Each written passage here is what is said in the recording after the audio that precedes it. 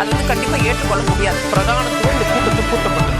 ஏன் இவ்வளவு பெரிய ஒரு கன்ஃபியூஷன்? நான் ரொம்ப சிம்பிளான ஒரு கொஸ்டின். அவருக்கு வேற எந்த விதமான ரைட்ஸும் கிடையாது.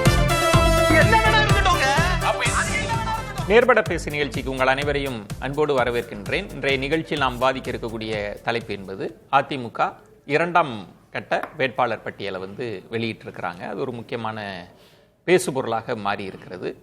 மறுபுறம் திமுக மும்மரமாக தொகுதி ஒதுக்கீட்டில் ஈடுபட்டு கொண்டிருக்கிறார்கள். நாளை அல்லது இன்று இரவு அல்லது நாளை காலையில் தொகுதி ஒதுக்கீடுகள், வேட்பாளர் அறிவிப்பு அதெல்லாம் திமுக தரப்பிலிருந்து வரலாம் அப்படின்னு எதிர்பார்க்கப்படுகிறது. இந்த 2 புள்ளிகளை மையமாக வச்சு தான் நம்ம தலைப்பை கட்டமைச்சிருக்கிறோம்.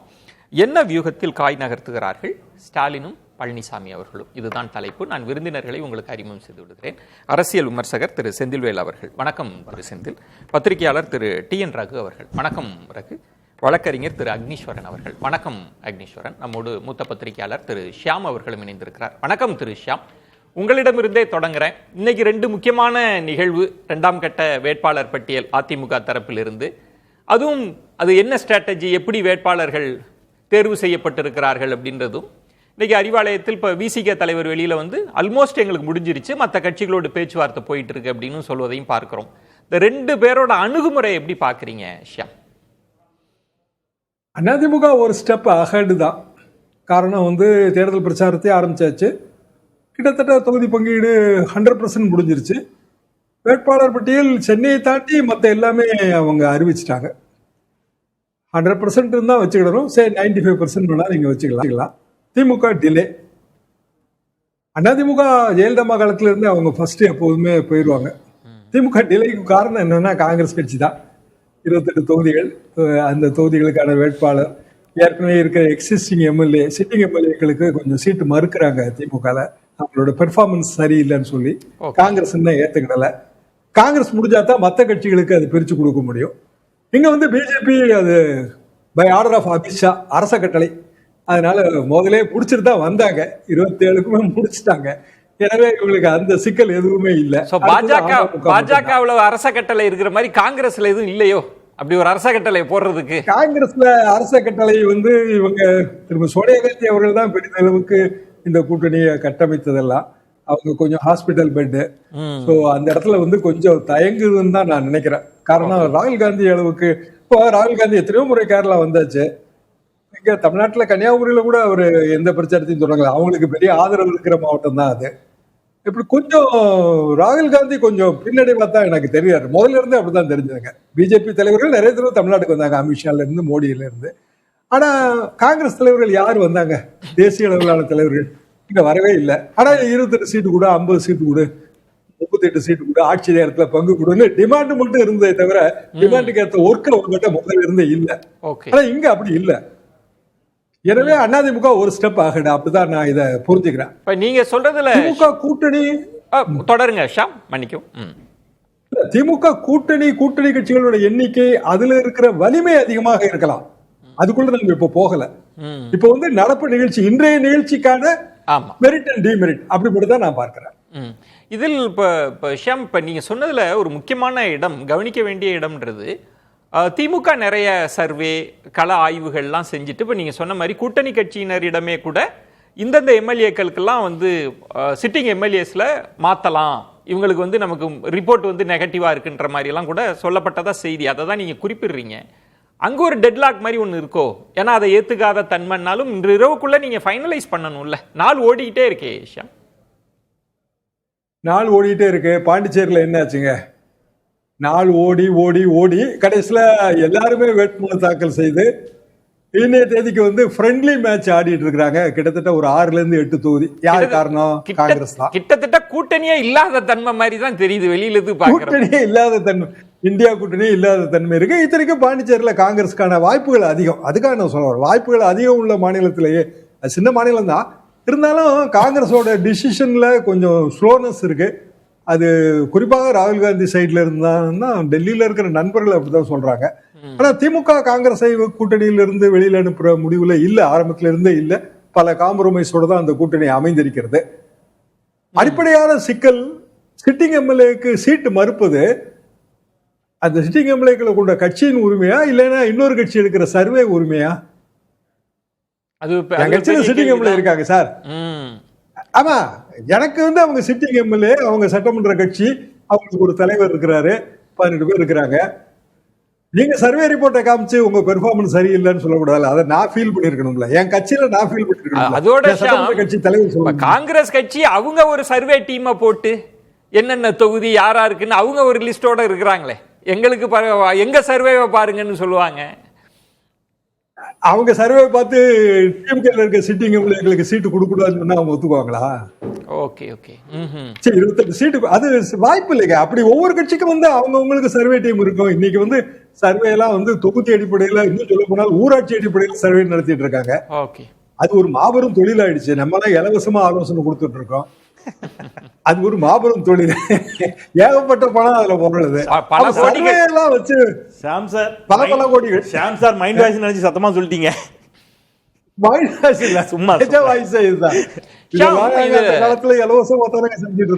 நம்ம ஷாம், இதுல நீங்க சொன்னதுல முக்கியமான அப்சர்வேஷன், இங்க திமுக அணியில் சிட்டிங் எம்எல்ஏவுக்கு வாய்ப்பு வேண்டாம் அப்படின்ற ஒரு அப்ரோச் இருக்கிறது. அது முன்பே கூட பேசப்பட்டது. திமுகவில் நிறைய பேருக்கு இந்த முறை வாய்ப்பு இல்லாம இருக்கலாம், அது 60-40 40-60 தெரியல அப்படின்லாம் செய்திகள் இருந்தது. ஆனா திரு இபிஎஸ் அவர்களோட அப்ரோச் பாருங்களேன், கிட்டத்தட்ட நிறைய பேருக்கு வந்து சிட்டிங் எம்எல்ஏவுக்கு வாய்ப்பு கொடுக்கிறார், முன்னாள் எம்பிக்கு வாய்ப்பு கொடுத்திருக்கிறார், பெரிய பொறுப்புல இருக்குது. என்ன அப்ரோச் அது? இபிஎஸ் அவங்களோட கணக்கு இதுல என்ன இருக்கு?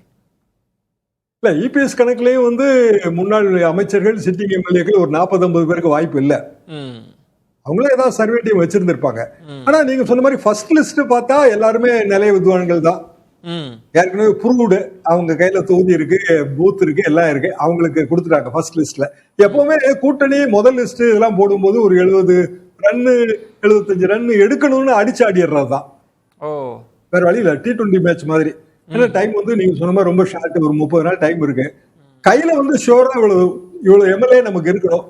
2 அணிக்கு இடையில உள்ள டிஃபரன்ஸ் ஒரு எஸ்டிமேட் இருக்கும். 5% இருக்கு, 7% இருக்கு. இதுக்கு நம்ம வந்து மேக் குட் பண்ணணும். இதுல வந்து எப்போதுமே அந்த ப்ரூவ்டு கேண்டிடேட்ஸுக்கு வந்து முதல் வாய்ப்பு எப்போதுமே கொடுத்துருவாங்க. ரிஸ்க் எடுக்கலாம்னு நினைக்கிற இடத்துல வந்து புதிய கேண்டிடேட்ஸ் போடுறாங்க. திமுகவும் புதிய கேண்டிடேட்ஸ் போடும். தாண்டி ஒரு அண்டர் கிரவுண்ட்ல நம்ம வந்து பெருசா பேசுறது இல்ல, பண வலிமை படைச்சவங்க அப்படியும் ஒரு கிரைட்டீரியா இருக்கா? அதுவும் பார்க்கப்படுதா? களத்துல 10 கோடி 20 கோடி அதான் மேஜர் கிரைட்டீரியா. அது இருக்கிறவங்க தான் கிரவுண்டுக்குள்ளே வர முடியுமா? ஓகே. விஜயால ஏன் முடியல? பணம் தானே. ஏங்க, வேட்பாளர் அறிமுக கூட்டம் தாஜ் கொரமண்டல்ல வச்சிருக்காரு. நான் கேள்விப்பட்டதே கிடையாதுங்க. 234 தொகுதிக்கும் தாஜ் கொரமண்டல்ல வந்து அறிமுக கூட்டம். 500 பேருக்கு தான் அட்மிஷன் சொல்லி லிஸ்ட் வந்திருக்கு. மொத்தம் 500 பேர் தான் அலவுடு. ஓகே. அப்போ தாஜ் கொரமண்டல்ல எல்லாம் பெரிய பெரிய கம்பெனிகள் இவங்க தானேங்க வந்து ப்ராடக்ட் அறிமுகப்படுத்துவாங்க. எல்லாமே தலைகளா இருக்குங்க. 234 தொகுதிக்கு சீமான் எப்படி அறிமுகம் பண்ணாரு? அவர் பெரிய மாநாடு மாதிரி, பெரிய மாநாடு, பெரிய கூட்டம். அது வந்து ஒரு களத்தை பிரதிபலிக்கிறது தானே. இப்போ களங்கிறதே வந்து எது வெற்றியை தீர்மானிக்குதுங்க? முதலமைச்சர் கேண்டிடேட் 1, களத்துல கள தொண்டர்கள் ஆற்றுகிற பணி 2, வேட்பாளரோட மெரிட். இந்த 3 காரணி தாங்க பிரதான காரணி. அது எந்த கட்சியா இருந்தாலும் சரிதான். அப்ப அத மனசுல வச்சுக்கிட்டு தான் இபிஎஸ் வேட்பாளர்களை அறிவிச்சிருக்கிறாரு. எம்கேஎஸ் அப்படிதான் வேட்பாளர் அறிவிக்க போறாரு. ஓகே. ரிஸ்க் வந்து மினிமம் ரிஸ்க் எடுப்பாங்க. பாப்போம். காங்கிரஸ் கட்சி இன்னமும் அதுக்குள்ள வரமாட்டேங்குதுங்கிறத இவ்வளவு டிலேக்கும் காரணம். நம்ம பேசலாம். ஷியாம், செந்தில், நீங்க எப்படி பாக்குறீங்க? இப்போ சொன்ன மாதிரி ஷியாம் அவர்கள் சொன்ன மாதிரி ஒரு முன்கை எடுத்து, இதற்கு முன்பு பாத்தீங்கன்னா ஒரு 3 மாதங்களுக்கு முன்பு 5 மாதங்களுக்கு முன்பெல்லாம் திமுக அணி கிட்டத்தட்ட தேர்தலுக்கு தயாரான ஒரு தன்மை இருந்தது. அதிமுக தான் என்ன பண்ண போறாங்க, டெல்லியில என்ன உத்தரவு வரும் அப்படிலாம் பேசு பொருளா இருந்தது. ஆனா இன்னைக்கு அவங்க ரேஸ்ல இருக்கிறாங்க. ஏதோ ஒரு நெருக்கடி அப்படி இருக்கா? எப்படி புரிஞ்சுக்கிறது? என்ன வியூகம்? ஃபர்ஸ்ட் அந்த வியூகம் என்ன? இப்போ மே 4ஆம் தேதி ஓட்டு எண்ணும் போது அதிமுக தான் முதல்ல கூட்டணியை சொன்னாங்க, கேண்டிடேட் அறிவிச்சாங்க, அதனால அவங்க தான் ஜெயிச்சிட்டாங்க, எடப்பாடி பழனிசாமி தான் முதலமைச்சர் சொல்ல போறாங்களா என்ன? அப்படிலாம் கிடையாது. அதெல்லாம் கிடையாது. யார் அதிக ஓட்டு வாங்குறாங்களோ அதுதான். இல்லை, அது ஒரு விஷயமே இல்லை. ஒரு தேர்தலில் இவங்க அறிவிப்பாங்க, ஒரு தேர்தலில் அவங்க அறிவிப்பாங்க. அது ஒரு பெரிய, ஆனால் ஒரு இழுபறி ஓடிட்டு இருக்குல்ல. இப்போ இந்த கட்சியில் எத்தனை கூட்டணி இருக்கு, அங்கே எத்தனை பேர் இருக்கிறாங்க, அதெல்லாம் சேர்த்து பார்க்கணும். 25 கட்சிகளை கொண்ட ஒரு மெகா கூட்டணி அப்படிங்கிற பொழுது ஜனநாயக ரீதியாக தொடர்ச்சியாக 1 கட்டம் 2 கட்டம் 3 கட்ட பேச்சுவார்த்தைகள்லாம் நடத்துகின்ற பொழுது அது ஜனநாயக ரீதியிலான பேச்சுவார்த்தைகளின் மூலம் முடிவு அப்படின்னு சொல்லலாம். இழுபறின்னும் சொல்லலாம். எதிர்கட்சிகள் இழுபறின்னு சொல்லுவாங்க, ஜனநாயக ரீதியிலான பேச்சுவார்த்தைன்னு சொல்லலாம். நேராக டெல்லிக்கு போய் அமித்ஷாட்ட பட்டியலை வாங்கிட்டு சிம்லாவும் அறிவிச்சிடலாம், வாய்ப்பு இருக்குது ரெண்டுலேயும். ஆனால் அறிவித்த பிறகு யாரும் தீக்குளிக்கணும்னு போல திமுக கூட்டணியில். நேற்று வந்து கிணத்துக்கடவுல பாஜக தொண்டர்கள் கடும் போராட்டம். ஒருத்தர் தீக்குளிக்க போறார். நீங்க முதல்ல அறிவிச்சிட்டீங்க, என்ன பிரச்சனை? தமாக 5 சீட்டு அறிவிச்சிங்க, 5லையும் என்னங்க எப்படி சீட்டு வாங்கிட்டு வந்துட்டீங்கன்னு சொல்லி வரிசையா அந்த கட்சியில் இருக்கக்கூடிய, எனக்கு உள்ளபடி அந்த செய்தியை பார்க்கும்போது அதிர்ந்து போனேன். இந்த கட்சியில் எத்தனை பேர் நிர்வாகிகள் இருந்தாங்களா அப்படின்னு. அவ்வளவு பேரும் விலகுறாங்க கட்சியிலிருந்து. எனக்கு அறியப்படாத நிர்வாகிகள், ஐயோ சாரி நான் குறை மதிப்பீடு செய்யல, எனக்கு இந்த நிர்வாகிகள் எனக்கு இப்போ அந்த மீனிங்ல சொல்ல வந்தேன். அந்த நிர்வாகிகள் நான் இப்ப நீங்க சொல்றீங்க அதிருப்தியை வெளிப்படுத்துறாங்கன்னு, அறிவாலயம் வாசல்லே இருந்து சிரிச்சுக்கிட்டே அழுகுறோம் அப்படின்றாங்க. ஒருத்தர் சொல்றார், எங்கள்கிட்ட தேமுதிகவுக்கு 6ன்னு தான் சொன்னாங்க, இனி நாங்க பேசி என்னங்க பிரயோஜனம்னு. இன்னும் இவ்வளவு சிக்கல் இருந்து இவங்க முடிச்சுட்டாங்க. திரு ஸ்டாலின் அவர்கள்ட்ட டிலே இருக்குன்னு ரொம்ப தெளிவா சொன்னேன். இங்க திமுகவுக்குள்ளேயே எனக்கு சீட்டு கிடைக்கலன்னு ஒரு 10 பேர் வருத்தப்படுவாங்கல்ல, நிச்சயமா இருக்கும். அது எல்லா கட்சியிலும் உண்டு. ஆனா யாரும் தீக்குளிக்க போல, யாரும் போராட்டம் பண்ணல, ரோட்ல இறங்கின்னு சொல்றேன். ஜனநாயக ரீதியிலான ஒரு பேச்சுவார்த்தை நடத்தினாங்க. அவர்களுக்கு போதுமான தொகுதிகள் ஒதுக்கீடு செய்யப்படவில்லை என்ற வருத்தத்தை வெளிப்படையாக சொல்றாங்க. அதை தாண்டி அடுத்த வார்த்தையை சேர்த்து சொல்லுங்களேன். ஆனால் அதே வேளையில் பாசிச பாஜக எந்த இடத்திலும் கால் ஊன்றி விடக்கூடாது என்ற இடத்தில் நாங்க எல்லாம் ஒன்றுபட்டு நிக்கிறோம் வார்த்தையை சேர்த்து சொல்லிடுறாங்க. ஆனா இங்க பிரச்சனை என்னன்னா, ஜி.கே. வாசன் கட்சியில இருந்து நிர்வாகிகள் விலகுறாங்க. நாகர்கோவில்ல பெரும் போராட்டம், பாஜகவுக்கு ஒதுக்கிட்டாங்கன்னு சொல்லி அதிமுக போராட்டம் நடத்துது. இதுல எனக்கு என்ன உச்சபட்சம்னா, கூட்டணி தலைமை யாரு? அதிமுக. கூட்டணி கட்சிகளுக்கு இடங்களை ஒதுக்கீடு செய்வது யார்? அதிமுக தான். டிடி தினனுக்கு யார் சார் ஒதுக்கீடு செஞ்சா? டிடி தினனே பாஜக தான் ஒதுக்கீடு செஞ்சுங்கிறாரு. விஜயன் சார் அதிமுக சொன்னா என்ன சார் பண்றது? டிடி தினன் சொல்றாரு, சார் மாப்பிள்ள அவர் தான் சார், சட்டம் என்னது? கூட்டணிக்கு தலைமை அதிமுக, பட் இடங்களை ஒதுக்கீடு செய்வது பாஜக. கூட்டணிக்கு தலைமை அதிமுக, பட் சின்னங்களை வந்து போட்டிடுறது வந்து தாமரை சின்னம். அப்படித்தானே? இப்ப அவர் தாமரை சின்னத்துல போட்டிடுறாரு ஜி.கே. வாசன் ஐயா. இப்ப அதனாலதான் அவங்க வெளியில போறாங்க. அப்ப அந்த பிரச்சனை அந்த கூட்டணிக்குள்ள விரைவா அறிவிச்சாலும் கூட குழப்பத்தோடு குழப்பம் சார். பெரும் போராட்டம், பிரளயமே வெடிச்சுக்கிட்டு இருக்குது. கன்னியாகுமரி மாவட்டத்தில் எழுதி ஓட்டிட்டாங்க, பேனர் அடிச்சு ஓட்டுறாங்க. பெரும் போராட்டம். நாகர்கோவில்ல அண்ணா திராவிட முன்னேற்ற கழகத்தை சேர்ந்த சகோதரிகள் மகளிர் அணியினர் ரோட்ல இறங்கி போராடுறாங்க. உங்களுக்கு தெரியாதுல்ல, ஜெயலலிதா அவர்கள் இருந்த காலத்திலே, அப்பெல்லாம் அவங்க இருந்தப்போ யாரும் எதிர்த்து கூட பேச முடியாது. ஆனா அப்பவும் கூட என்ன பண்ணுவாங்கன்னா, நிர்வாகிகளோட வந்து போயஸ் கார்டன்ல வந்து நாங்க தீ குளிக்க போறோம், நீங்க இது மாதிரி செஞ்சிருக்க கூடாது, இந்தாங்க புகார் பட்டியல்னு.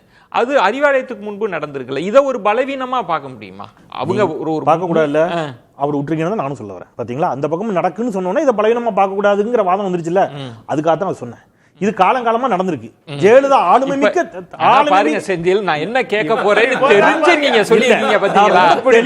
அழகா காய்தாங்க பாருங்க, எப்படி அழகா தெரிஞ்சு சொல்லிருக்கீங்க பாருங்க. ஜிஎன் சாரையே போட்டு வாங்குறாருன்னா அப்ப செந்தில் சார் எவ்வளவு பெரிய ஆள் பாருங்க. அவர் அந்த இடத்துல இருந்தவர் தானே. சரி, இல்ல நீங்க அக்னி வந்ததுக்கு அவரால என்ன செய்ய முடியுமோ அதை மாத்தி உட்கார்றாரு, அத சிறப்பா செஞ்சுறாரு. அப்படி இல்ல, நான் என்ன சொல்றேன், இது எல்லா கட்சிகளுக்குள்ளும் காலங்காலமாக நடக்குது அப்படிங்கறத விஜயன் சார் வாயால கேட்கறதுல ஒரு மகிழ்ச்சி, அவ்வளவுதான். அப்போ ஆளுமை மிக்க தலைவி, அவர் கண் அசைவுக்கு உட்காருவாங்க, எந்திப்பாங்க. உண்மை. அவங்க காலத்திலேயே போயஸ் கார்டன்ல இந்த பிரச்சனை இருக்கு. இந்த இடத்தில் திமுகவுக்கு ஏதோ ஒரு சிக்கல். இப்போ ஷியாம் அவர்கள் சொல்றாங்கல்ல, காங்கிரஸ்க்குள்ள ஒரு சிக்கல், அவர் போட்டு உடைக்கிற மாதிரி சொல்லியாச்சு. சில எம்எல்ஏக்களுக்கு வேண்டாம். அது இருக்கு சார், அது இருக்கு சார், அதுதான் சொல்றேன். அது எல்லா இடத்துலயும் இருக்குது. அது காங்கிரஸ்க்குள்ள இருக்கிற சிக்கலை நீங்க பர்டிகுலரா கேட்கணும், அதை சொல்றேன். நீங்க மத்தத அவர்கிட்ட கேட்பீங்க, காங்கிரஸ் பத்தி என்ன கேட்கறதுனா சொல்றேன். காங்கிரஸ்க்குள்ள அந்த சிக்கல் இருக்கு சார். ஃபார் எக்ஸாம்பிள், இப்ப சில தொகுதிகள் நம்ம எடுத்தே பேசணும். இப்போ ஒரு உதாரணத்துக்கு நாங்குநேரி எடுத்துக்கிட்டீங்கன்னா, நாங்குநேரில வந்து சிட்டிங் எம்எல்ஏ காங்கிரஸ். ஆனா நாங்குநேரில இப்ப சமீபத்தில் நடந்த படுகொலை, அதற்கு முன்பாக நடந்த சின்னத்துறை இஷ்யூ, இந்த மாதிரியான சில விஷயங்களால காங்கிரஸுக்கு அங்க ஒரு சின்ன நெருக்கடி இருக்குது அப்படின்னு முன்னு வருகின்ற பொழுது, காங்கிரஸே என்ன செய்யறாங்கன்னா, எங்களுக்கு அந்த தொகுதி வேண்டாம், நாங்க வேணா வேற தொகுதி ஐடென்டிஃபை பண்றோம் ஒரு இடத்துக்கு வர்றாங்க. ஆனா சிக்கல் என்னன்னா, 28 தொகுதியை காங்கிரஸ் வாங்கிடுச்சு. இப்ப காங்கிரஸ் வேற ஒரு தொகுதியை கேட்குது. அந்த தொகுதி என்ன தொகுதின்னு கேட்டீங்கன்னா, ஆல்ரெடி டிஎம்கே வின் பண்ணி சிட்டிங் எம்எல்ஏவா இருக்கக்கூடிய தொகுதியை கேட்பாங்க. அப்ப திமுக அதை என்ன செய்யாது, கொடுக்காது, இல்லங்க அப்படின்னு வரும். அப்ப நீங்க அந்த தொகுதியிலே போட்டிடுங்க அப்படின்னு சொல்லிக்கிற பொழுது, அதனால அவங்க முதல்ல ஒரு 16 மொத்தத்துல இது என்னன்னா சார், இது நான் இந்த வார்த்தையை சொல்றேன், இதை இழுபறின்னு எடுக்கலாம், நீங்க எப்படி வேணா எடுத்துக்கிடுங்க. ஆனா நோக்கம் வெற்றி பெற்றாக வேண்டும், எப்படியாவது வெற்றி பெற்றணும். அதுக்காக ஒரு சீட்டுல கூட தோற்றக்கூடாதுன்னு வருகின்ற பொழுது இல்லங்க அந்த தொகுதி இந்த மாதிரி சிக்கல் இருக்குங்க, இல்லங்க அந்த தொகுதியில இது சரியா இருக்குங்க. இதனால அது என்ன ஆகுது, இப்ப பர்செப்ஷனா பாக்குறப்ப அதிமுக முன்கை எடுத்து முன்னாடி ஓடிட்டு இருக்காங்க. கேண்டிடேட்டுமே கூட எல்லாம் ரொம்ப அறிஞ்ச முகமா போட்டிருக்காங்கன்னு அப்படிலாம் நீங்க இல்ல சார். அதுல பெர்செப்ஷன் நீங்க எடுத்தீங்கன்னா இப்ப நேத்து அதான் பிரச்சனை வந்துச்சு. என்ன வந்துச்சு, 14 அமைச்சர்களுக்கு எதிராக நேரடியாக அதிமுக போட்டியிடல. இப்போ தமாக பிரச்சனை என்னன்னு கேட்டீங்கன்னா, நீங்க சக்கரபாணி என்ன ஒட்டஞ்சத்திரத்துல எவ்வளவு ஸ்ட்ராங்னு தெரியும், ஈரோடு மேற்குல முசாமி என்ன எவ்வளவு ஸ்ட்ராங்னு தெரியும், ராணிப்பேட்டையில காந்தி என்ன.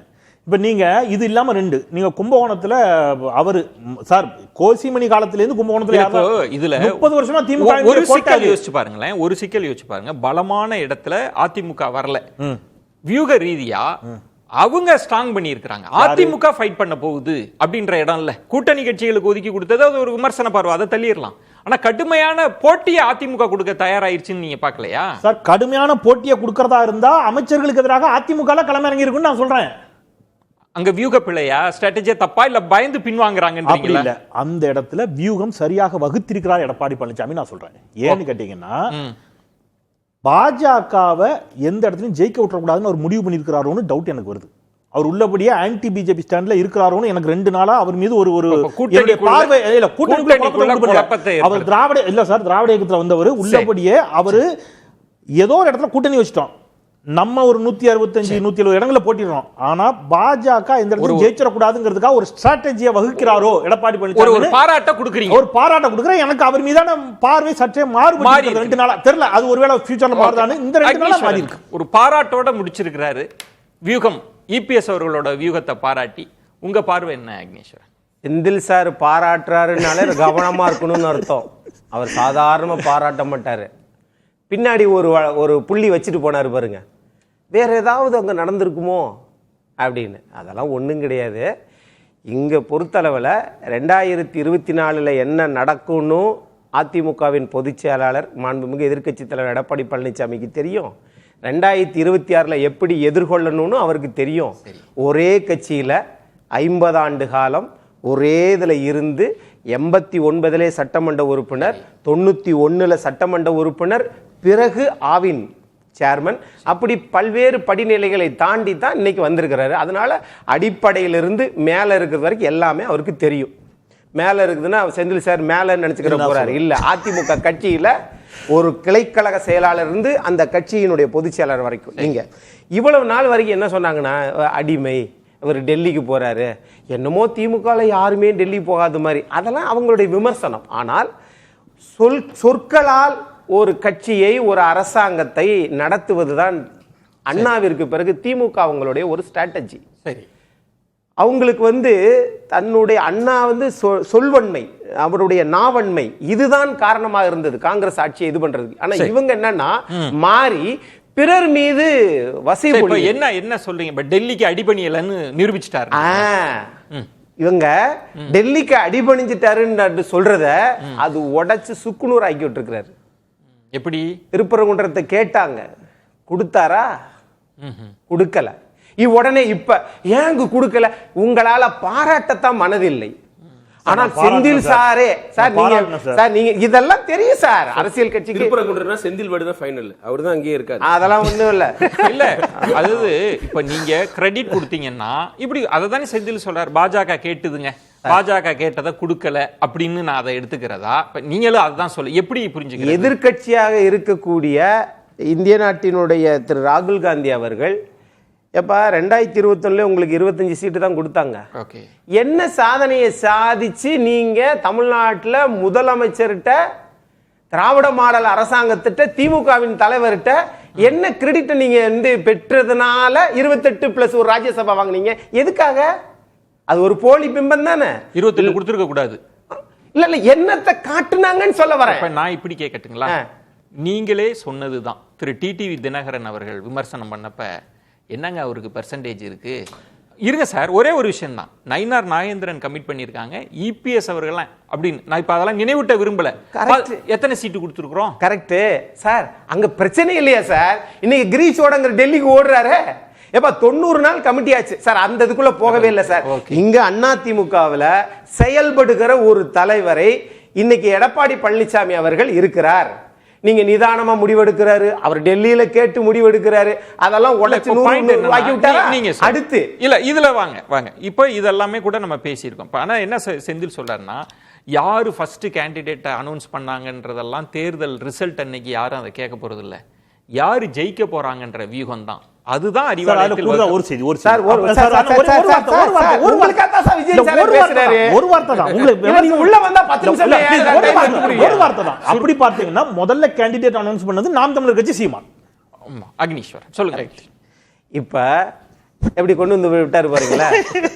இப்ப இவங்க எதுக்கெல்லாம், அதாவது ஒரு பத்திரிகையாளர் இங்க வந்து ஒரு திமுகவினுடைய நாடாளுமன்ற உறுப்பினர் பேச்சை கேட்டுட்டு அமெரிக்காவில் போய் எழுதினாராம். அதாவது திமுக காரங்களுக்கு அவங்களுடைய முதலீடே அவங்களுடைய நாவன்மை தான் அப்படின்ட்டு. அந்த மாதிரி இவங்க ஒருவேளை திமுக வந்து தேர்தல் அறிக்கையை கொடுத்து அது வந்து முதல்ல அதிமுக 23 பேர், அடுத்து இன்னைக்கு 127 பேரை கொடுத்துருந்தாங்கன்னு வச்சுக்கோங்க, திமுக அப்படியே இந்த வேலையை செஞ்சுச்சு வச்சுக்கோங்க, சொன்னோம்லங்க எங்கால் தாங்க கில்லிங்க ஃபர்ஸ்ட் ரேஸ்ல என்ன வேகமா ஓடுறாரு பாருங்க அப்படின்னு சொல்லுவீங்கல்ல, அப்படியே மாத்தி பேசுவாங்கன்றீங்க. இதுதான் திமுக மாடல். இப்ப என்ன அங்க பிரச்சனை இருக்கு? ஆனால் அங்க நடக்கிறது அம்மா மாடல் இல்ல, செயல்படுவாங்க. அதிமுக முன்னாடி இல்ல அக்னீஸ்வரன், இப்ப அந்த இடம் தானே திரு செந்தில் சொல்றாங்க. ஒரே தொகுதிகளை இப்ப பல கட்சிகள் இருக்கிறாங்க, கேட்கறதுல ப்ராப்ளம் இருக்கு. எண்ணிக்கையை கூட கொடுத்துடலாம், ஒரே தொகுதியை 4 கட்சிகள் கேட்கலாம். இப்ப எல்லாரும் என்ன சொல்றாங்க, ஃபைனல் வேர்டு வந்து திரு ஸ்டாலின் அவர்களுக்காக நாங்க காத்திருக்கிறோம் அப்படின்னு. இதுவே ஒரு அணிக்கான பலவீனமா பார்க்க முடியுமா? லேட்டா அனௌன்ஸ் பண்றாங்க, இது ஒரு பலவீனமா பாக்குறீங்களா நீங்க? சார் நீங்க இப்படி யோசிங்க சார். விஜயன் சார் 2017 இருந்து அந்த கூட்டணி கட்சிகளா இருக்குல்ல, இது 2024 பிறகுதான் சார் பாவம் ஒண்ணு சேர்ந்த கூட்டணி சார். சரி, ஏன் உங்களால ஓட முடியல? அவ்வளவுதான் ஜெல்லாவல நீங்க சொன்ன, அதாவது திமுக சொன்ன வார்த்தையை திரும்பி இல்ல. இப்ப ஷாம் அவர்கள் சொன்னாங்க, அதிமுக அணியில வந்து ஒரு அரச கட்டளை மாதிரி அமித்ஷா கட்டளை இருந்தது, எல்லாரும் கேட்டுட்டு அமைதி ஆயிட்டாங்க. இங்க அப்படி இல்லைன்னு ஷாம் அவர்கள் சொல்றாங்க. சார் ஒண்ணு இல்ல சார், நீங்க இந்த அரச கட்டளையும் கிடையாது, தமிழ்நாட்டில் ஆண்டவன் கட்டளையும் கிடையாது, அது புரட்சி தலைவர் எம்ஜிஆரினுடைய கோட்டை. ஜெயலலிதா என்ன பண்ணாங்களோ அதை ஒரு நூல் கூட மாறாமல் இன்னைக்கு எதிர்கட்சி தலைவர் அதிமுக பொதுச் செயலர் செயல்படுறாருன்னா நாங்க பாக்குறோம். ஆனா இவங்க அதை செஞ்சுட்டா அவரை பாராட்ட மனம் இல்லாம இவங்க செயல்படவும் மாட்டாங்களாம். ஆனா பாத்தீங்களா இவர் டெல்லிக்கு இல்ல, இப்ப செயல்படாமன்னா பெரிய நெருக்கடி அந்த அணியில இருக்குன்னு தான் சொல்ல வரீங்களா? அது என்ன உங்களுக்கு சந்தேகம் சார்? சார் இங்க பாருங்க, நாளைக்கு காலையில வந்துருமே சார், அது வரட்டும்ன்றேன்.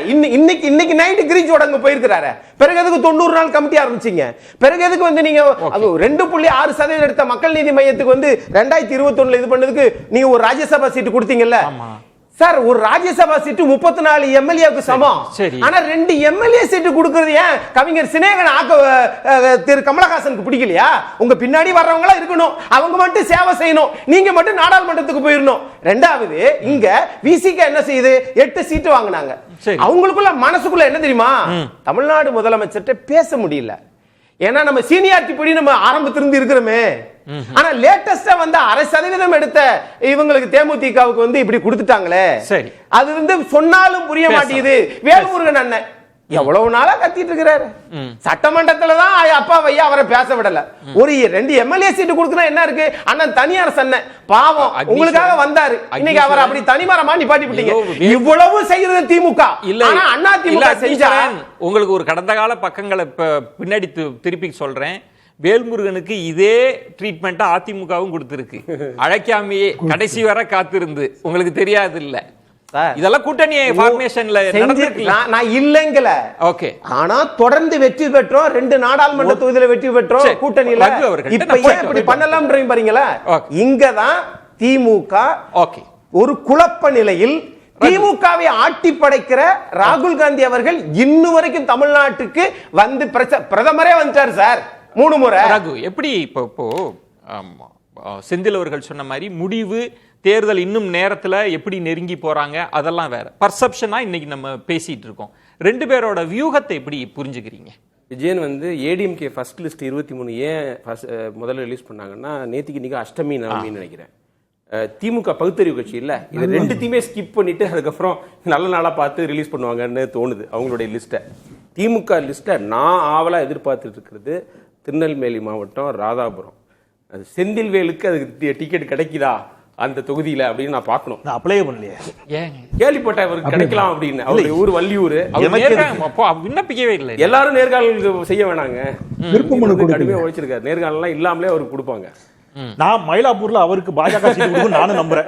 ரகுவுக்கு மயிலாப்பூரில் பாஜக சீட்டு கொடுக்கும் நானும் ரொம்ப ஆவலா எதிர்பார்க்கிறேன். நான் இருக்கிறது வேளச்சேரி. இல்ல நான் இப்ப இருக்கிறது சென்னை. ஏன் சென்னை மாதிரி ரொம்ப நாள் ஆச்சு. சரி இல்ல சரி நம்ம இப்ப இதுக்குள்ள வியூகத்துக்குள்ள வந்து சரி கொடுக்கலாங்கன்னு பாப்போம். ஏன்னா அவர் தான் வந்து நிறைய களமாட்டி இருக்காரு. உண்மையான திமுகங்களை விட அவர் தீவிரமா களமாட்டி இருக்காரு. கொடுத்தாலும் ஆச்சரியப்படுறதுக்கு இல்ல. அதே திருநெல்வேலி மாவட்டத்துல கனிமொழி அவர்களுக்கு கிடைக்குதான்னு பார்க்கணும். ஒரு பேச்சு போயிட்டு இருக்கு. அவங்க கேட்டிருக்காங்க, நான் வந்து மாநில அரசியலுக்கு வரணும், அதுக்காக வந்து எனக்கு சீட்டு கொடுங்கன்னு கேட்குறதா நம்ம பார்க்குறோம். நம்ம டிபேட் வைக்கலாம் கேட்டுட்டு இருக்காங்க அப்படின்னு சொல்கிறாங்க. ஸோ அவங்களுக்கு கிடைக்குதா இல்லை விருப்ப மனு போட்டிருக்காங்களா? நேர்காணல் போய் அதான் சொன்னேன். சில பேருக்கு தேவையில்லை. இப்போ செந்திலுக்கு தேவையில்லை, அதே மாதிரி கனிமொழி அவர்களுக்கு தேவையில்லை. இல்லை ஏன்னா திமுகன்ற கட்சிக்கான அந்த ப்ராசஸ் இருக்குல்ல. நீங்க திரு ஸ்டாலின் அவர்களே இருந்தாலும் கலைஞருக்கு முன்னாடி நேர்காணல், உதயநிதி ஸ்டாலினே இருந்தாலும் இந்த நேர்காணலை ஸ்கிப் பண்ணி இதுவரைக்கும் கலாநிதி ஆற்காடு வீராசாமிய நீங்க 2019க்கு முன்னாடி எங்கயாவது பாத்திருக்கீங்களா? திமுக மீட்டிங்ல எங்கயாவது பாத்திருக்கீங்க? நேர்காணலுக்கு வந்து பாத்திருக்கீங்க, கூட்டத்துல பாத்திருக்கீங்களா? அவர் முகம் தெரியுமா உங்களுக்கு? அவருக்கு டிக்கெட் கொடுக்கலையா? அவர் கொடுத்தாங்களா? இல்ல குறைஞ்சபட்ச விருப்பமனு போடுவார்ல. நான் கேக்குறேன். அதெல்லாம் சில பேருக்கு பிரிவிலேஜ் இருக்குங்க. இப்ப லிமா ரோஸ்க்கு இருக்கிற மாதிரி.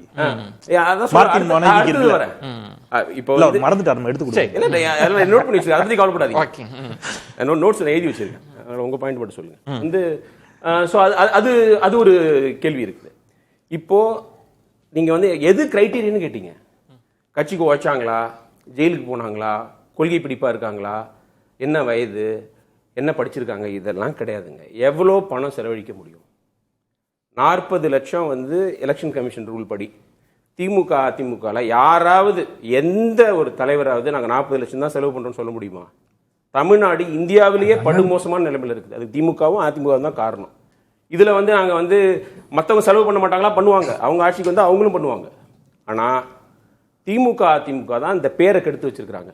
எதுக்கு எடுத்தாலும் உத்தரப்பிரதேசத்தை பாரு, அங்க பாரு, இங்கே பாருன்றாங்க. பக்கத்தில் உள்ள கேரளாவை பாருங்க. கேரளாவில் பணம் கொடுக்குறாங்களா? ஏன் இங்க மட்டும் இந்த பணத்தை ஆட்சி யார் கொண்டு வந்தது? திருமங்கலம் ஃபார்முலா யார் கொண்டு வந்தது? அதுக்கப்புறம் ஜெயலலிதா அவர்கள் வந்து அவங்க இடைத்தேர்தல் எப்படி ஜெயிச்சாங்க? இது நம்மளுக்கு வெட்கக்கேடு கிடையாதா? இதெல்லாம் நம்மளுக்கு அசிங்கம் கிடையாது. திருமங்கலத்துக்கு முன்னாடியே இதெல்லாம் மோதிரத்தெல்லாம் அண்ணா வந்து அப்பயே சொல்லியிருக்காரு. வெங்கடாஜலபதி படத்தை வந்து நீங்க காங்கிரஸ்காரங்க பணம் கொடுக்குறாங்க, ஓட்டுக்கு பணம் கொடுக்குறாங்கன்னு அப்பயே நம்ம அதை பத்தி பேசணும்ன்ற. திமுக அதிமுக யார் வரட்டும், இது வந்து தமிழ்நாட்டுக்கே ஒரு அசிங்கமா இருக்குது. ரெட்டிவே தூக்கிட்டு போற நான் மாநிலத்துல விட்டு கேக்குறேன். இல்ல கேரளால யூடிஎஃப் எல்டிஎஃப் பணம் கொடுக்க முடியுமா? மக்கள் ஏத்துப்பாங்களா? சுயமரியாதையோட அவங்க இருந்து வாங்குவாங்களா? அவங்க வாங்க மாட்டாங்களே. இங்க பணம் அவ்வளவு விளையாடுது. இங்க 5 கோடி 10 கோடி இல்லாம யாருமே நிக்க முடியாதுங்க. கனவு கூட காண முடியாதுங்க. யாருக்கிட்டுமே அந்த பணம் இல்லைன்னா நீங்க உள்ளே விட மாட்டாங்க. சும்மா கொள்கை சும்மா இல்ல. இப்ப நீங்க சொல்ற பாயிண்ட் பொது வெளியில் அப்படி ஒரு விமர்சனம் இருக்கு. ஷாம் அவர்கள் அதை மறுக்கல, வலுவான வேட்பாளர்களுக்குன்னு. ஆனா உங்களுக்கு தெரியாதில்ல, பல தொழிலதிபர்கள் இங்க தோத்து போயிருக்கிறாங்க. பல தொழிலதிபர்கள், நான் சமீபத்திய உதாரணம் இருக்கு. பணம் இருக்குன்றதுனாலே அவங்க ஜெயிக்கல. பல கோடிக்கு அதிபதிகள். இப்ப லீமா ரோஸ் அவங்களுக்கும் ஏடிஎம்கேக்கு என்ன சம்பந்தம்? அந்த அவங்க லாட்ரி மார்டின், நான் இந்த எலெக்ஷனே லாட்ரி மார்டினுடைய ஃபேமிலி எலெக்ஷன் கேது. அவரை முதல்ல உள்ள கொண்டு வந்தது திமுக. கருணாநிதி அவர்கள் இருக்கும்போது அவர் எடுத்த படத்துக்கு ஒரு கதை வசனம் எப்படி? அது கான்ஃபிளிக்ட் ஆஃப் இன்ட்ரெஸ்ட் கிடையாதா? ஒரு பிசினஸ் மேனு, அதுவும் ஒரு டியூபியஸ் பிசினஸ் பண்றாரு. அவர் வந்து உங்க படத்தை ப்ரொடியூஸ் பண்ணுவாரு, நீங்க திரைக்கதை கதை எழுதுறதுக்கு பணம் வாங்குங்க, அதுவே தவறு. அதை பண்ணது கருணாநிதி அவர்கள். அதுக்கப்புறம் 500 கோடிக்கு மேல பணம் வாங்கினது யாரு? திமுக. லாட்ரி மார்டின் பணம் வாங்கினது திமுக. ஒரு நிமிஷம், அது வரைக்கும் ஓகே. 500 கோடி பணம் வாங்கினதுக்கு என்ன ஆதாரம்? இது எலக்ட்ரல் பாண்ட். அத சொல்லுங்க, தெளிவா சொல்லுங்க. 500 கோடி வாங்குனாங்களா? ஆமா, எலக்ட்ரல் பாண்ட். 500 கோடி 500 கோடி எலக்ட்ரல் பாண்ட். இல்ல நீங்க எத்தனை திமுக? இல்ல நீங்க எத்தனை கோடி சொன்னீங்க? அது நீங்க தான் சொல்லணும். இல்ல இப்ப சொன்னீங்க, ஏதோ நம்பர் சொன்னீங்க. இல்ல அத விட்டுறோம். 500 கோடி அதுல கண்டிப்பா நம்பர் சொல்லுங்க. அந்த பத்திரம் இல்ல ரகு ஒரு விஷயம். இது உள்ள அரசியல் பண்ணி பாருங்க. இல்ல அக்னி அவர் சொல்றதுல ரகு, இப்ப நம்ம பணத்தை தாண்டி நீங்க ஒருத்தர் வெற்றி பெறார் அப்படின்னா களத்துல அவர் இருந்திருக்கு, மக்களுக்கு ஒரு மதிப்பீடு இருக்குல்ல. இல்ல அந்த பாயிண்ட் மட்டும் நான் கண்டினியூ பண்ணிடுறேன். ஏன்னா வந்து திமுக மட்டும்தான் அதுல குற்றவாளின்னு ஆயிட்டு போகுது.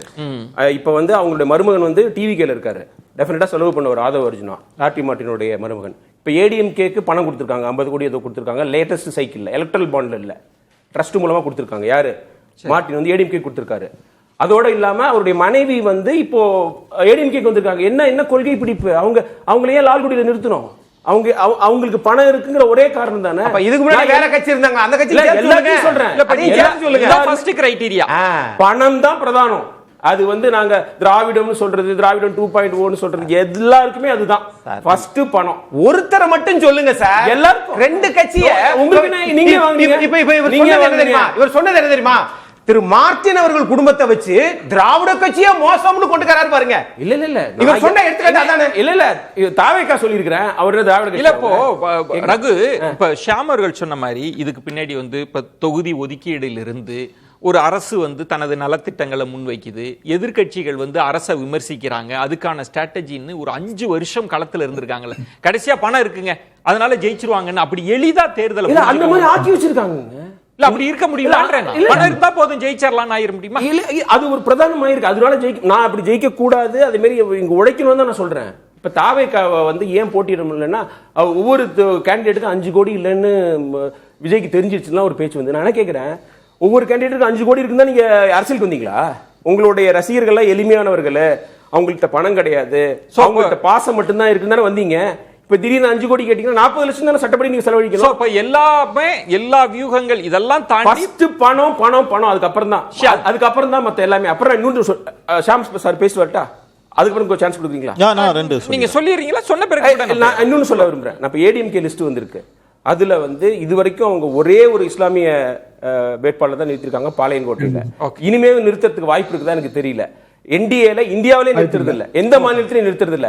சோ அப்ப 234 தொகுதியில முதல் முறையா ஏடிஎம்கே ஒரே ஒரு இஸ்லாமிய கேண்டிடேட் மட்டும் தான் நிறுத்துவாங்களா அப்படின்னு சொல்லிடுறீங்களா? Sham please wait. இல்ல சுருக்கமா தேர்தல் நிதி பத்திரங்களை பத்தி பேசின பொழுது அதனால தான் நான் சொன்னேன் மயிலாப்பூர்ல ஒருவேளை பாஜக சார்பா நீங்க நிப்பாட்டலான்னு. ஏன்னா ரொம்ப கிளவரா பாஜக பெற்ற நிதியை ஒருவேளை மறந்துட்டாரா சொல்ல தெரியலன்னு தெரியல. நீங்க ஒரு பொது விவாதத்துல தேர்தல் நிதி பத்திரங்கள் பற்றி பேசுனீங்கன்னா இந்தியாவில் மிக அதிகமாக 10,000 ரூபாய் திமுக சார்பு சொல்றதுனால இவரை பாஜக சார்பு சொல்றது நீங்க சொல்லல. நீங்க தேர்தல் நிதி பத்திரம் நீங்க திமுக மேடையில பேசுறீங்க, நீங்க திமுக மேடையில கலைஞர் ஆர்மி நடத்துறீங்க. ஒரு நிமிஷம், நீங்க சேகர் பாபுக்கு போன் பண்ணி என்ன தாழ்த்த வரவில்லை. நான் பாஜக சொல்றது ஒரு ப்ரூஃப். நான் பாஜகவுக்கு ஆதரவா ஏதாவது ஒரு ட்வீட் ஒரு இடத்துல நான் சொல்லிறேன். இது அவதூறு. இவரு பேசுறது அவதூறு. நான் ஒத்துக்க மாட்டேன். திமுக சார்பா திமுக சார்பா இங்க வந்து பேசுறாரு. அமைதி சத்தமா பேசுவோம். இல்ல இல்ல இல்ல அவர் பேசட்டும். ரகு பாஜகவோட தொடர்பு படுத்துறது தவறு. அவரை திமுகவோட தொடர்பு அவர் மேல எந்த இடத்துலயும் குற்றச்சாட்டு வைக்கல. நான் என்ன சொன்னேன், இப்ப எப்ப பாஜக ஒரு தொடர்பு சொல்ல சொல்லுங்க. நீங்க மயிலாப்பூர்ல பாஜக சார்பு சொன்னீங்க. அது ஏன் சொன்ன? முதல்ல யார் சொன்னா?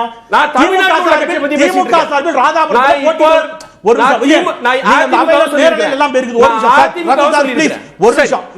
நிமிஷம் ப்ளீஸ். திமுக சார்பாக முதல் வார்த்தை அங்கிருந்து ஆரம்பிச்சார். எனக்கும் என் மீதான நேரடி தாக்குதலோடு தான் இந்த விவாதத்தை அவர் தொடங்கினார்.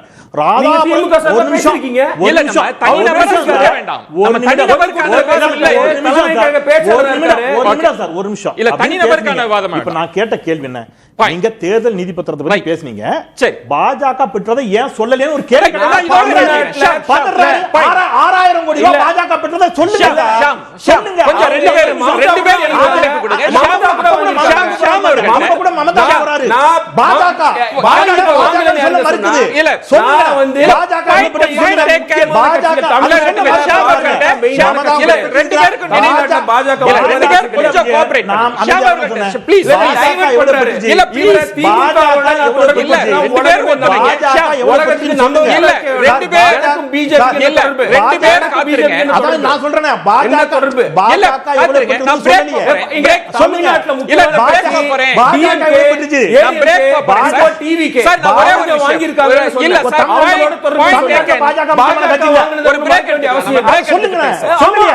இடையில் சின்ன ஒரு காரசாரமா போயிடுச்சு. நம்ம திரும்பவும் தேர்தலுக்குள்ள எல்லா பார்வையாளர்களும் அடுத்து என்ன நடக்க போகுது, எப்படி முடிவு வரப்போகுதுன்ற எதிர்பார்ப்போடு இருப்பாங்க.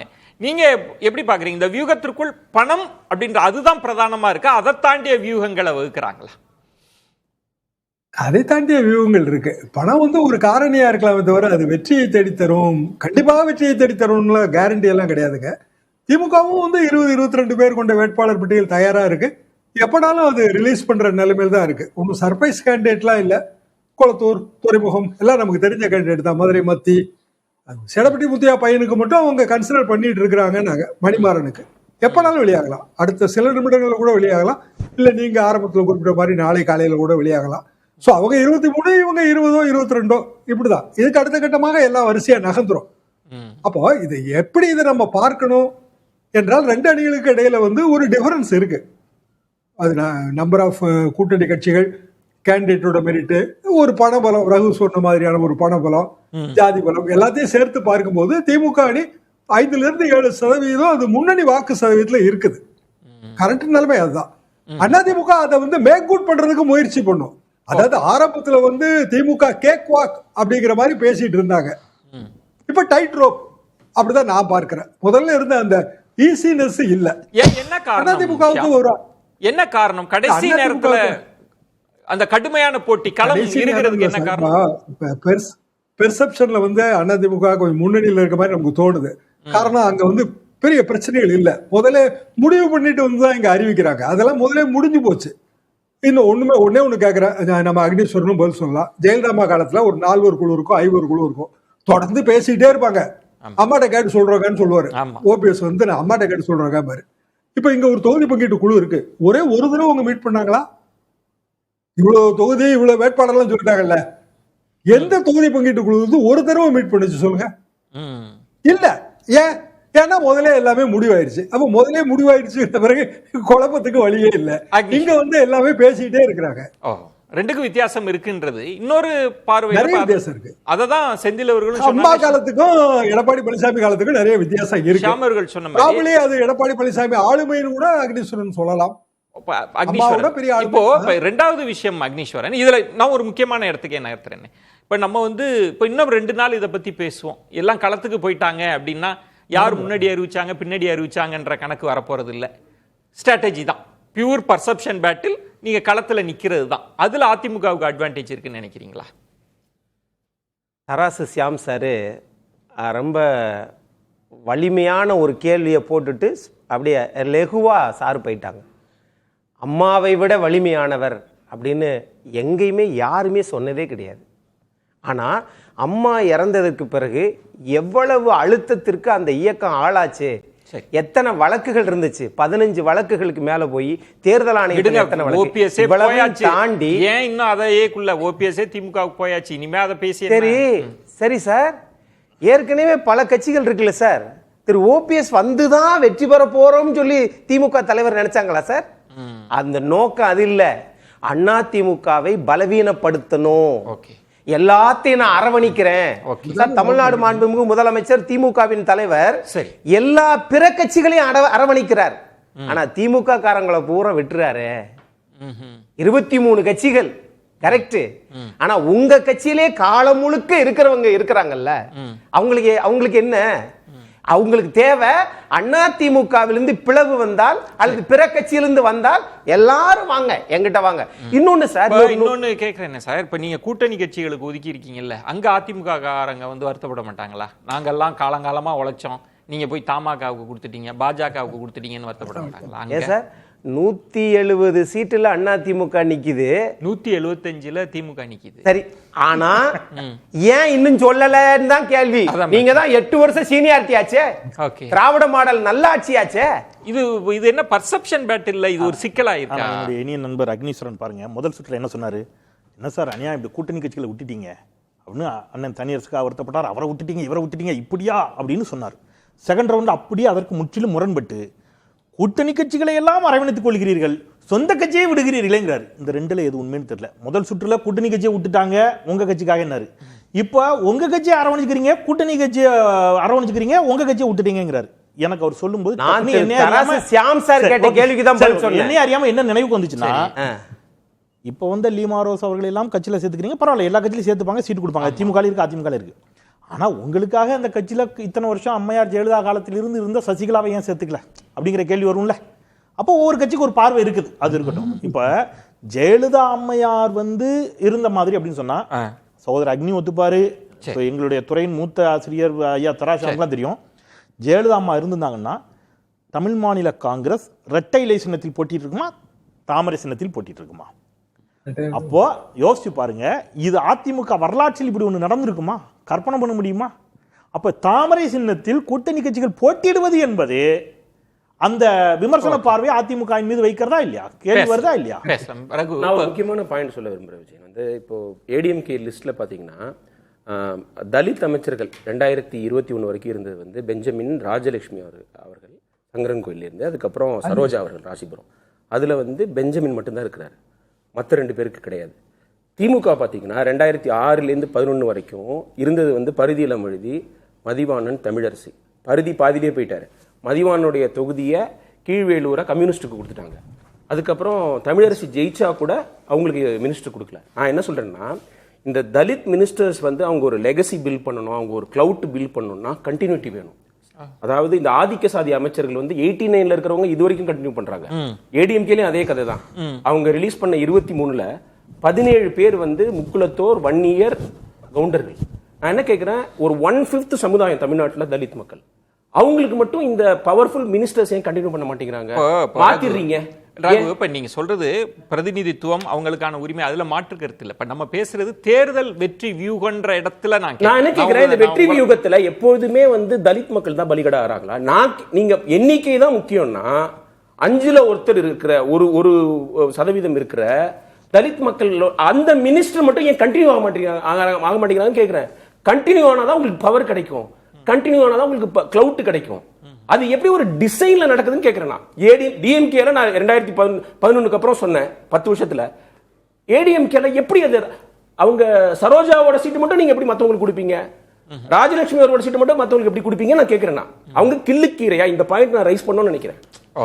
ஏன் நடக்குது ஏடிஎம்கேலயும் டிஎம்கேலயும்? செந்தில் என்ன சொல்லணும்? இவர் கேட்ட கேள்விக்கு ஆமா. அப்ப வியூகத்தில் அவர்கள் புறக்கணிக்கப்பட்டு ஒரு வியூகம்லாம் அப்படிலாம் இருக்கான்னு அவர் ஜெனரலைஸா 2 திமுக அதிமுக விமர்சனமா பார்க்கிறார். திமுக தரப்புல சொல்றேன், ஆராசா திமுகவில் எவ்வளவு வலிமையான அமைச்சராக இருந்தார், ஆராசாவை பார்ப்பனியம், ஆரியம், ஆர்எஸ்எஸ் எவ்வளவு குறிவைத்து பழிவாங்கியது அப்படிங்கிறது எல்லாருக்கும் தெரியும். இங்கே ஊழல் செய்த மேல்தட்டு மக்கள் தண்டிக்கப்பட்டாலும் கூட அவர்கள் எவ்வளவு புனித பிம்பம் கட்டப்பட்டார்கள், ஆராசா எவ்வளவு கடுமையான பார்வைக்கு நெருக்கடிக்கு உள்ளாக்கப்பட்டார் அப்படிங்கிறதுல இந்த கட்சிகளை தாண்டி ஆரிய ஆர்எஸ்எஸ் சித்தாந்தம் இருக்குது ஒன்று. இன்னொன்று நான் சொல்லிடுறேன் சுருக்கமா. இப்ப கோவி செழியன் உயர்கல்வித்துறை அமைச்சராக நியமிக்கப்பட்ட போது அவர் தொகுதியில் பேசுறாரு. அவர் தெளிவா சொல்றாரு, எனக்கு வந்து அமைச்சர் பதவினாங்க முதல் முறையா கொடுக்குறாங்க, நான் வேற ஏதோ கொடுப்பாங்கன்னு நினைச்சேன். ஆனால் எவன் ஒருவன் இந்த சனாதன தர்மத்தால் வர்ணாசிரமத்தால் கல்வி மறுக்கப்பட்டானோ அவனை உயர்கல்வித்துறைக்கு அமைச்சராக்கி இருக்கிறான்னு சொல்லி கண்ணுல தண்ணி வச்சார். இது நடக்குது. இந்த பிரதிநிதித்துவத்தை திராவிட கட்சிகள், இருவரும் திராவிட கட்சிகளுக்குமே நான் அந்த கிரெடிட்டை கொடுக்குறேன். ஐயா தனபால சபாநாயகர் ஆக்கியது அதிமுக, இருவரும் திராவிட கட்சிகளுக்குமே இல்ல இந்த வாட்டி சீட் இல்லைங்கிறாங்க. ரைட். ஆனா அதாவது சார் வந்து இன்னைக்கு என்ன வேகத்துல வந்திருக்காருல, முதல் தடவை வேற விதத்துல தள்ளி விட்டாரு, 2வது சுற்று எப்படி தள்ளி விட்டாரு. ஆனா கடந்த வரலாறுகளை இன்னைக்கு இருக்கிற வரலாறு மட்டும் பார்த்துட்டு வராரு. அதை அந்த கட்சிகள் சரி பண்ணிக்கணும். ஆனா 2006ல் முதல்ல விசிகா வந்து 2 சட்டமன்ற உறுப்பினர்கள் காட்டுமன்னார் கோயில், அங்க வந்து இங்க மங்களூர் அண்ணன் திருமாவளவன், திரு செல்வ பெருந்தகை 2 பேரும் அந்த அரசியல் கட்சி அங்கீகாரத்தை பெற்று 99ல வந்தாங்க, 2006ல் அங்கீகாரம் பெற்றாங்க. இது எந்ததுனால? திராவிட கட்சினாலதான். இன்னொரு விஷயம், சேக்கு தமிழரசு அண்ணனவன் நன்னிலத்தில் நிக்க வச்சு வெற்றி பெற வச்சாங்க, வடிவேலு வாணியம்பாடியில நிக்க வச்சு வெற்றி பெற வச்சாங்க. ஆகவே திராவிட கட்சி உள்ள ஜாதி பேதம் மதம் அது இல்ல. ஆனா நீங்க பூத கண்ணாடி வச்சு பாத்தீங்கன்னா அங்கங்க ஒண்ணு இருக்கும். அதையும் சரி கட்ட வேண்டிய பொறுப்பு திராவிட கட்சிகளுக்கு இருக்கு. எல்லாரும் மிக மிக சுருக்கமா, ரத்தின சுருக்கமா திரு ஸ்டாலின் அவர்கள், பழனிசாமி அவர்களுடைய வியூகத்தை பத்தி பேசுறோம். ரொம்ப சுருக்கமா எப்படி பாக்குறீங்க ஷாம்? நான் வந்து தேசிய கட்சிகளுக்கு எதிரான ஓட்டு வங்கியை தாங்க சப்போர்ட் பண்றேன். இபிஎஸ் வியூகம் பிஜேபியை பலவீனப்படுத்துதா? மகிழ்ச்சி. எம்கேஎஸ் வியூகம் காங்கிரஸை பலவீனப்படுத்துதா? மகிழ்ச்சியோ மகிழ்ச்சி. வீழ்வது அவர்களாக இருக்கட்டும், வாழ்வது நாமாக இருப்போம். அது வந்து அக்னீஸ்வரனுக்கு. அக்னீஸ்வரன் சுருக்கமா சொல்லுங்க, இபிஎஸ் அவர்களோட வியூகம் எதை நோக்கி போகுது? இல்ல இதுவரைக்கும் இருந்த கட்டமைச்ச திமுக கட்சி எல்லாரும் கிடையாது, தலைவர்கள் மட்டும்தான். தொண்டர்கள்லாம் 2 கட்சி சமமா தான் பாக்குறாங்க. ஆனா அவங்க கட்டமைச்ச பிம்பம் இருக்குல்ல, அது இன்னைக்கு மாண்புமிகு எதிர்க்கட்சி தலைவர் அதிமுக பூச்சா எடுத்த முடிவினால் இன்னைக்கு நிலை குலைந்து இருக்குது. அதிமுக முன்னர் வேலை செய்யுது. சுருக்கமா என்னுடைய இது வந்து திமுகவும் அதிமுகவும் ஆட்சியில் இருக்கும்போது கேள்வி கேட்கணும், பிஜேபி எப்போதும் கேள்வி கேட்கணும். அந்த நிலை தொடரும். அது வந்து இப்ப வந்து ஏடிஎம்கே ஜெயிச்சதுன்னா பிஜேபி வளர்ந்துருங்கிறதுனால அது ஒரு தமிழ்நாட்டுக்கு பிரச்சனை ஆயிடும் தான் நான் நினைக்கிறேன். செந்தில், ஸோ பெர்செப்ஷன் பார்ட்டிஸை பொறுத்தளவில் இங்கே யார் முந்துகிறார்கள் அப்படிங்கலாம் இல்லை. களம் 4 முனை போட்டி என்று சொன்னது மாறி களம் 2 முனை போட்டி தான் என்று நாங்கள் சொல்லி வந்தது நிரூபிக்கப்பட்டிருக்கிறது. களம் திமுக அதிமுக இடையிலானதாகத்தான் மீண்டும் நிரூபிக்கப்பட்டிருக்கிறது. இந்த 2 கட்சிகளுக்கும் இடையில் களம் வலிமையான போட்டி நிறைந்ததாக இருக்கும். நன்றி. விருந்தினர்களுக்கு என்னுடைய நெஞ்சம் நிறைந்த நன்றிகளை தெரிவித்துக் கொள்கிறேன். மற்றொரு தலைப்பில் சந்திக்கிறேன். நன்றி, வணக்கம். அது வந்து கண்டிப்பா ஏற்றுக்கொள்ள முடியாது. பிரதான